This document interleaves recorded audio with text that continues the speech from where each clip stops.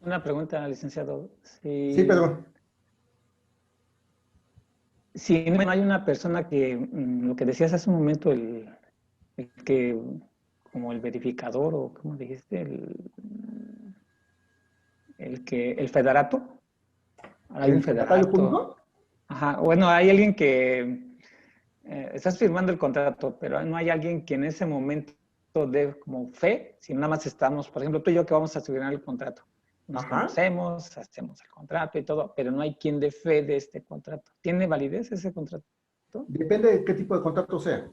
Si es de los Eh, contratos que no requieren formalidad o que por su formalidad no requiere que esté celebrado ante el fedatario público, ese contrato es totalmente válido.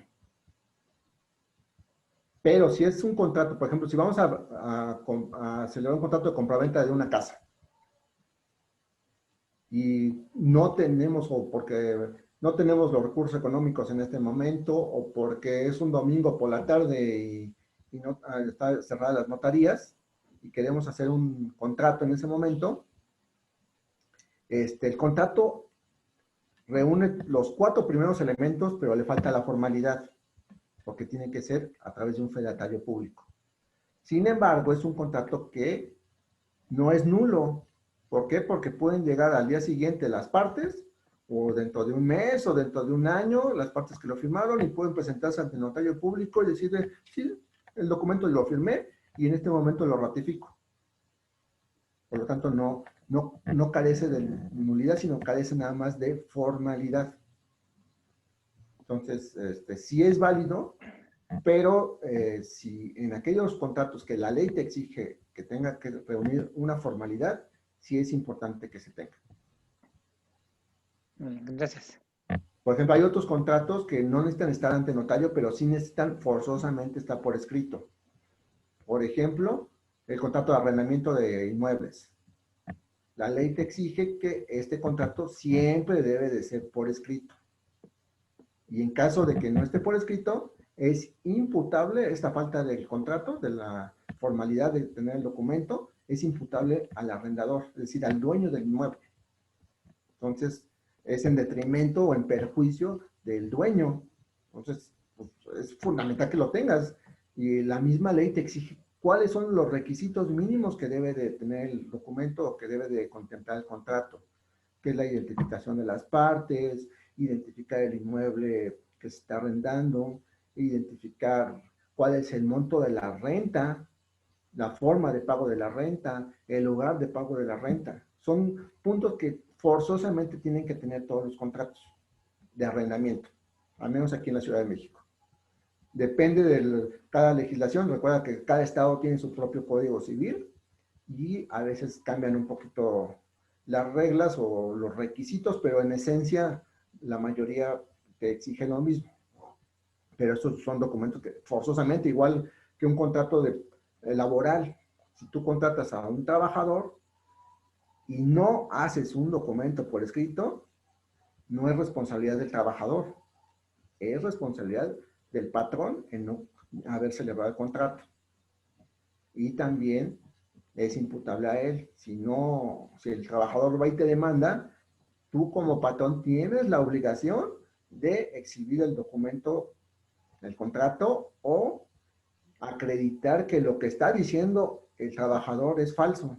Por eso es el problema tan grave que hay en materia laboral, que normalmente los patrones, por evitarse o por no verse involucrados bajo esta idea negativa de que si le firmo un contrato le estoy dando ya derechos al trabajador y me va a ir a demandar, pues está peor, porque al final de cuentas el otro te puede ir a demandar con mayor razón si no tiene un contrato, y el perjudicado mayor vas a ser tú como patrón, porque no tienes ni cómo ir a justificar. Si aquel fulano te dice que ganaba 10,000 pesos al mes, ahora tú acredítale que no ganaba 10,000.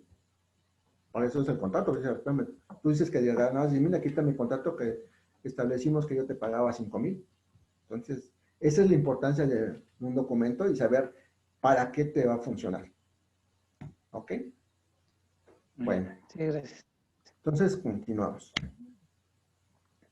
Otro de las recomendaciones que hacemos es de que debemos de cerciorarnos de que el contrato cumpla con las formalidades legales mínimas, que es lo que señalábamos hace unos segundos. Señalábamos, hay contratos que por esencia, por regla general, se dice que no necesitan ninguna formalidad. Sin embargo, es importante y es recomendable que los contratos, sobre todo cuando hablamos de contratos que involucran pues el patrimonio o que pueden traer consecuencias económicas graves, ¿no? Si vamos a ir a la tienda a comprar un pan Bimbo, pues no vamos a hacer un contrato para comprar pan Bimbo, ¿verdad? Pero si vamos a hacer un contrato en el cual vamos a hacer alguna operación importante o ya de cuantía significativa o que involucra una cierta responsabilidad para las partes que están involucradas, bueno, pues mejor vamos a hacer un contrato por escrito y nos evitamos o buscamos la forma de prevenir determinadas situaciones que pueden a la postre ser perjudiciales para todos.